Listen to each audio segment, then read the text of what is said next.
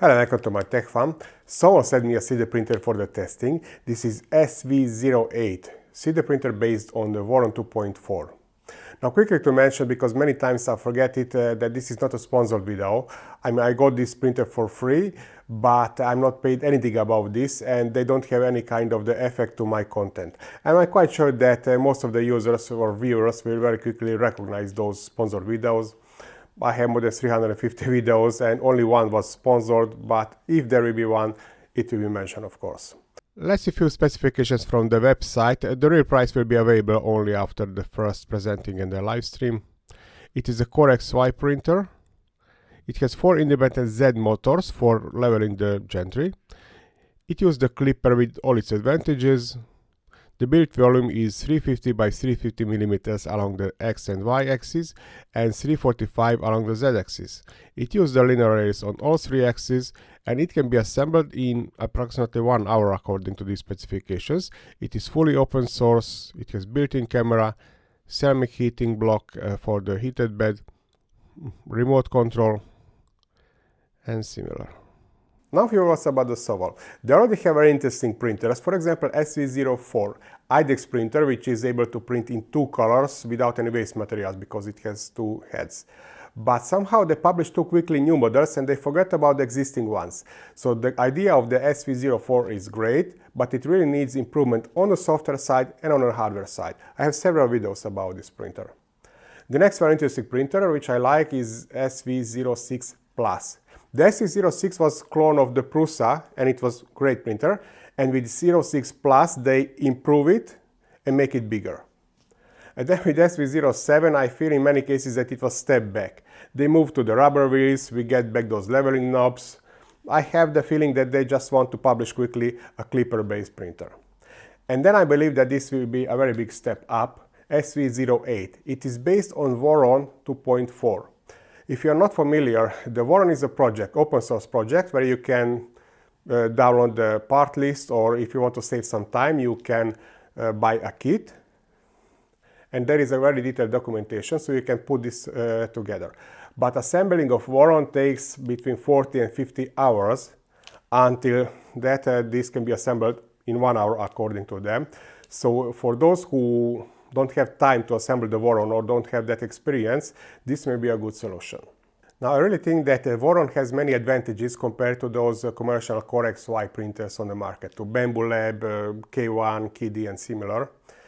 If you pay attention to the position of the bed, on the Voron it is in a lower position, so this means that it is more stable, center of the mass is much lower, and we will have probably less vibration during the printing, until on those commercial CoreXY it is in upper position and it will move slowly down.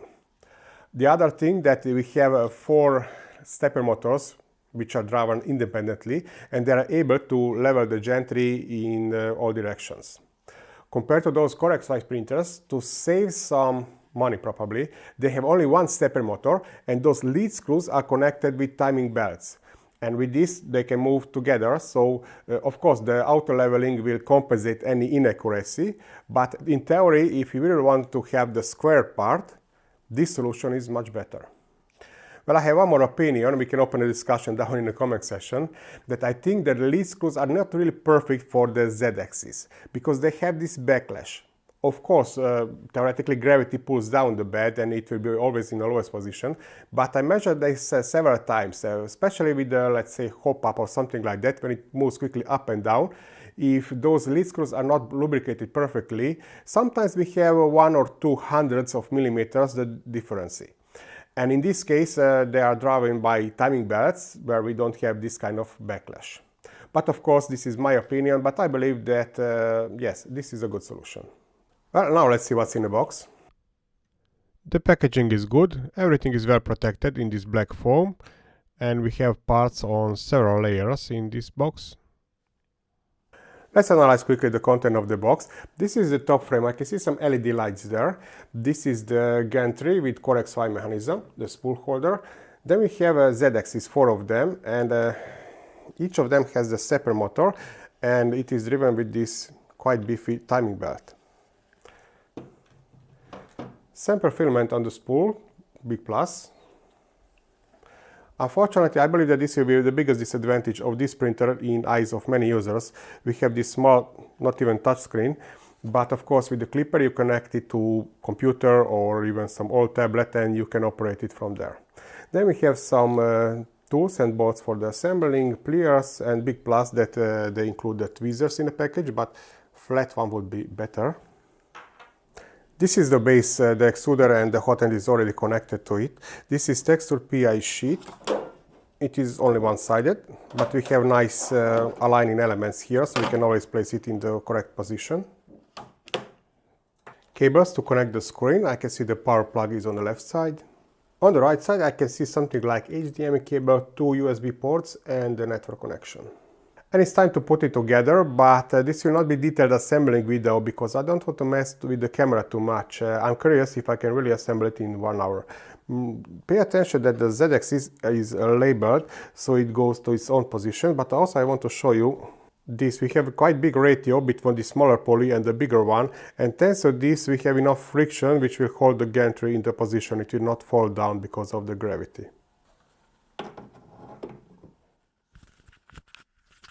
And now assembling the top frame. This is the front side. There is some LED light. Bolts from step 5, and I really enjoy using this screwdriver, very useful.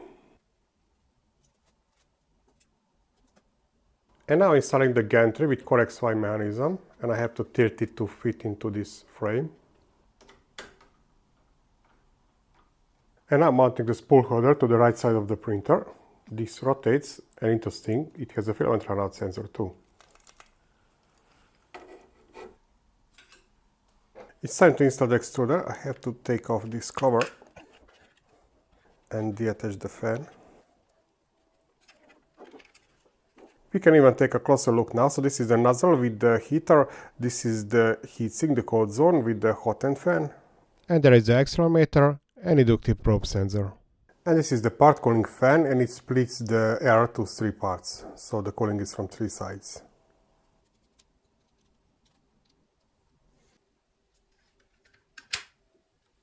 And the last hardware installation is installing the screen. X1 and X2, they are labeled. And now I have to connect some wires, and the installation is finished in approximately 2 hours in my case. Everything is prepared. I will turn it on and then connect to the network. The booting is finished in approximately half minutes, and even now I can hear that it is very loud, so we don't have that standby position of this printer. And now very important with the clipper to connect to the network to get the full possibilities of this operation system. I can already see that this screen will be the second most popular upgrade for this printer. The first one will be actually the enclosure. I know the real clipper user will use the computer or tablet, but it was always good to have some nice touchscreen here. On a separate paper sheet we have the instruction how to connect the Wi-Fi, so I have to enter my data to this USB drive. Looks like it doesn't work with 5 GHz network. I will check 2.4. But it looks like in my case it doesn't work with the 2.4 GHz network neither. Unfortunately, even now when I share the mobile internet over my smartphone, which is next to it, I couldn't connect over the Wi-Fi. Let's try the cable.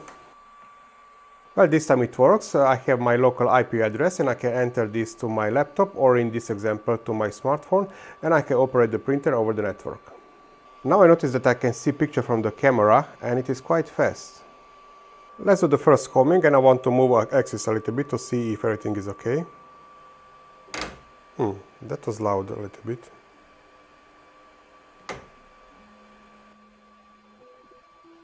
The homing works. Let's move the axis a little bit higher. Okay. Y-axis. Okay, everything works fine. One more time, let's check that homing because I don't like that noise. Sensorless homing should be much smoother. It should stop at the first high current. But here I can hear 2-3 jumps of the timing belt over the pulley. Well, it's time to prepare it for the printing, but first I have to do some leveling, and I will prepare this sample PLA.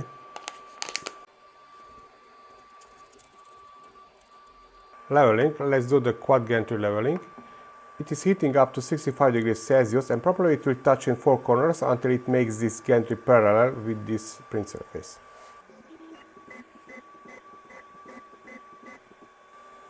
Looks like it was finished. Let's see what's the next. There are no straight instructions how can we do the bed leveling correctly, so the next one I will insert some filament and I will start with the Z offset and then the auto leveling, which is called the bed mesh. I already did the quite gentle leveling, now the calibrate Z offset and later bed mesh. It's cleaning the nozzle in the corner and it's cooling down with the fans. I can see it will cool down to 130 degrees Celsius. And it will use that sensor to set the Z offset, so I don't have to mess with the paper. Oh, it wants to print now something. Looks like this printing is part of the Z offset. I'm not too happy about it. I would like to be that an option, for example. It is printing some circles and approximately it will be 4 minutes printing. I'm not too happy with the Z offset distance. Probably I would like to lower that nozzle. I'm surprised that it started with the printing because I didn't finish the leveling. I want to do the bed mesh too. That's the auto leveling in Marlin printers. It will touch the bed on several points, creating some matrix, and then during the printing, if there is any inaccuracy along the Z-axis, it will compensate it during the printing. It just finished the bed mesh leveling and it rebooted, so probably it saved the data, and now let's check on the computer this result. For the first look it looks very bad, but actually the total difference is approximately 0.4 millimeters, which is not bad for this size. Now let's print something from the USB drive, which was prepared by the Sovol, and I can see here two G codes. One is the fast Benchy and the other is the slow one. I will start with the fast Benchy, and I can see this is 12-minute Benchy. Okay. I lower the Z offset minus 0.05 millimeters. Printing a Benchy, and this is exactly from half-meter distance. Approximately 66 decibel. I will add this value to that summary table on my website. The printing is at 72%. And the last element is the chimney. Printed in 40 minutes, which includes the heating time, so the real printing time was 12.5 minutes. Okay, the bed adhesion is acceptable, but it could be better. Oh yes. This is the first layer, and even if I lower the Z offset by 0.05 millimeters, I can still see that it is too high. This means if they want to do the Z offset calibration automatically, well, they should do it correctly, because I can see that other YouTubers already had some similar problems. This is not good because we know what to do, but beginner users don't really know. Otherwise, this Benchy looks great. I mean, look at this 12-minute Benchy, and this overhang looks good. So part cooling is fantastic. No stringing, bridging came out correctly. Only I can see here that probably they save some materials and time. I think it should use a little bit more top layers, but otherwise, fantastic Benchy for the 12 minutes.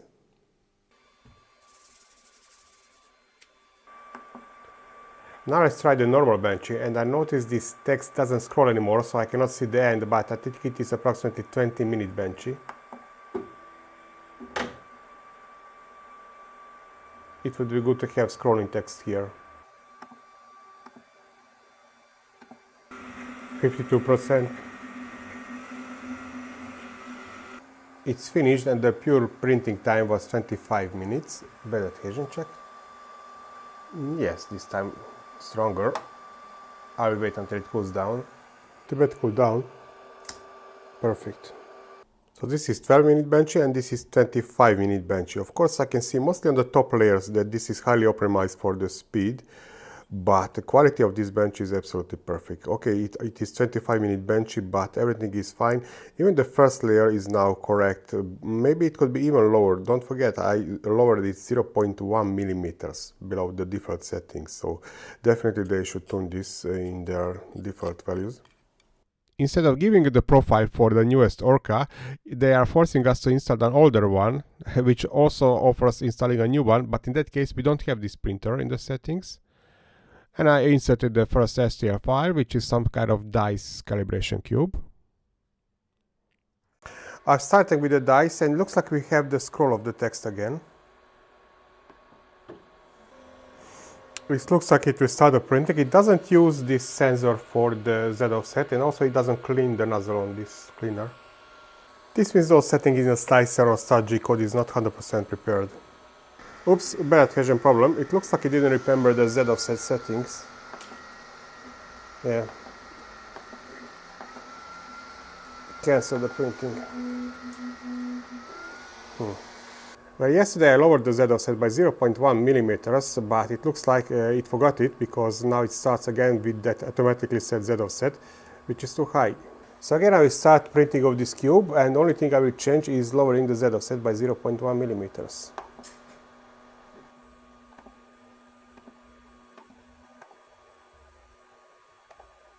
And just to show you that I saved the settings of the Z offset, which next day actually I will have to set again because it will be too high again, you will see soon.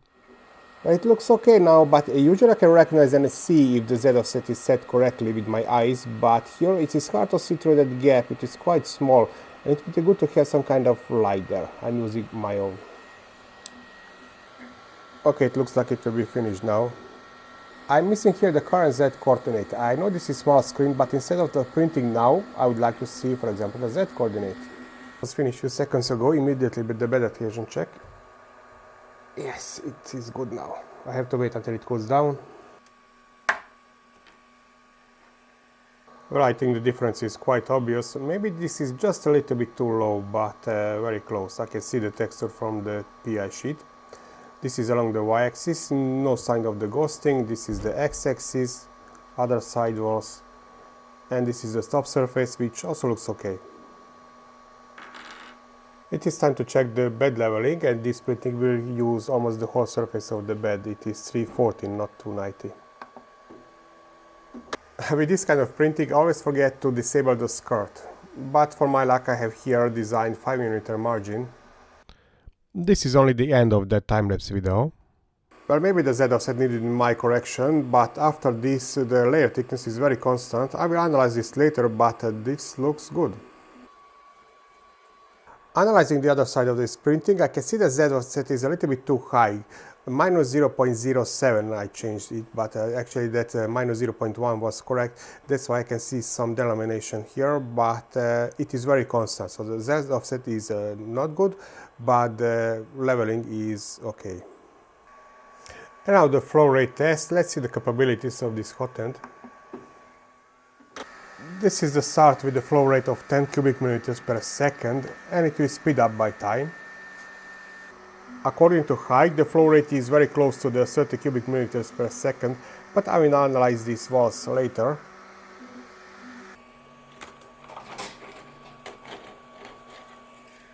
I draw here the scale. For the filling, last 7 millimeters are maybe thinner, but I will measure the wall thickness. CNC kitchen method is much more accurate because measuring the mass is much more accurate method. Just let me show you measuring of two walls. For example, we have a very big flow rate, 0.55 millimeters, and here the wall thickness should be bigger, 0.64. Well, actually here you can see the graph, but as I mentioned, this method is not so accurate like measuring the mass.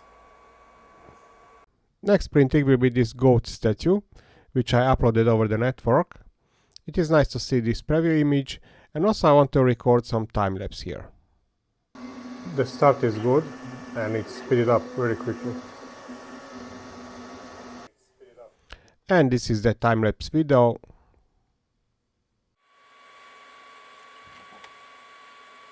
I removed the supports. The object looks okay, but sometimes the supports are more interesting than the object itself. This is print-in-place car, and it has many small elements to start with, so the adhesion is very important here. And it will be approximately 3 hours of printing. I canceled the printing because the Z offset is too high again, even if I saved the new value yesterday, so it is not too constant. Maybe it depends from the temperatures. You can see it came down too easily. But it looks much healthier now. The problem is I cannot set the Z offset because I cannot see the nozzle through this small gap, and it is in the shadow from this LED on the top. but it should be okay now. This is 3 hours of printing and I don't want these small parts to remove from the bed after, I don't know, 1 or 2 hours. This is that time-lapse video, 3 hours in few seconds. Well, the bed already cooled down, it was finished correctly. And I have to cut off these supports and we will see if the wheel will rotate. Success, it was easy. This is a very cool model. Voron 2.4 don't have a filament runout sensor. Well, let's see if this one works. Oops, it stopped. I started with manual unloading, but later I found actually in the menu that we have unload and load functions, so I continue with this. And success. Only it could move a little bit faster from the corner, because there was some oozing during that movement and I can see it on the side, but I think it will be easy to remove it. Here I can see that oozing, but it is very easy to remove. But what I don't like here, that again the Z offset is too high. Then I decided to try that nice time-lapse video where the head moves to the corner to create the picture. And of course I know with this results a longer printing time and some oozing during the printing. I'm recording the time-lapse and the head goes into this corner, but on first layer the nozzle hit this element which aligns the bed. This should be lower a little bit.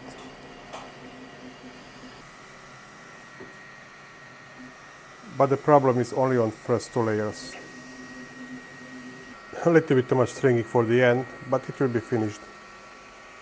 The problem is with oozing of the nozzle during this movement. Not sure is it visible on camera. That is finished, but I don't like this time-lapse method because of this oozing and stringing. But cleaning of the stringing can be done even by the kid. Right? And this is the time-lapse video. From higher angle it would be even better. Don't forget you can attach any USB camera to this printer. The flickering in the background is because of the cloudy weather and the sun is sometimes shining, sometimes behind the clouds. One more thing I want to mention, currently it is on 330mm Z coordinate, and if there will be a flat panel part of the enclosure, well, it cannot be on this high coordinate. So probably in that case the maximum will be 320mm or something like that, or maybe they plan some kind of roof enclosure on the top. Now some quick conclusions for the end. I think this idea is great, similar like with SV06 when they copied at that time almost the best printer on the market, the Prusa. This time I'm very happy that I decided to clone a Voron and not copy a bamboo printer, because I still think that the Voron has advantages compared to those nowadays CoreXY printers. Now I hope the Sovol will not stop here and finish this job, because this printer is not finished. Okay, so I will just mention a few things from my list which I didn't like with this printer. First of all, it didn't try with the enclosure. Well, it will be one, but I'm not sure when, because somebody who wants to buy the Voron or something like a Voron wants to print high temperature filaments, and for that the enclosure is almost mandatory. In my case the Wi-Fi didn't work, the camera worked, because I saw some YouTubers where it was the opposite. The Wi-Fi worked for them, but the camera not. About the slicer, I don't like that they force us to install an older version of some slicer, for example the Orca slicer in this case. Instead give us the profiles and we can add them to always the newest version. I'm sure that by time this will be included in the newest Orca slicer too. Now my biggest problem was with this Z offset. Somehow it is not constant. Always I have to adjust this. I hope they will fix this and they will always use this sensor on the back side for the Z offset positioning. In my case I had a lot of problems with this Z offset. On the maximal Z coordinate, in the meantime I saw the pictures when they will add the enclosure. It has some frame, so it's not just the panel on the top. It is some kind of frame, and in that case probably we can use the maximal Z coordinate even with the enclosure. During the time-lapse video, when it moves the head to corner to create a picture, the nozzle hits this plastic which we use for the lining of the bed, only on first 2 layers, but I think the position should be a little bit different for this nozzle, maybe still above the bed, because we cannot choose the coordinate, only the corner. The noise. Okay, accept that it has to be loud during the operation, but when it finishes the printing, it should be in standby position, completely silent. I'm not sure why, but in most cases this is not the case. about that homing of the y-axis, I still have a feeling that something is wrong here because it should be much softer. I mean, here it pushed so hard that I can hear the timing belt almost skips maybe 2 or 3 tooths on the pulley, but it should stop immediately on the first current. So I already tested several sensorless printers, and there I couldn't notice this kind of noise during the homing. Overall, I think this is the great step by the Sovol, and I hope they will finish it before they push out the SV09. Okay, this would be from my side. If you have some additional experience, or maybe you can write me what is your opinion about that y-axis homing.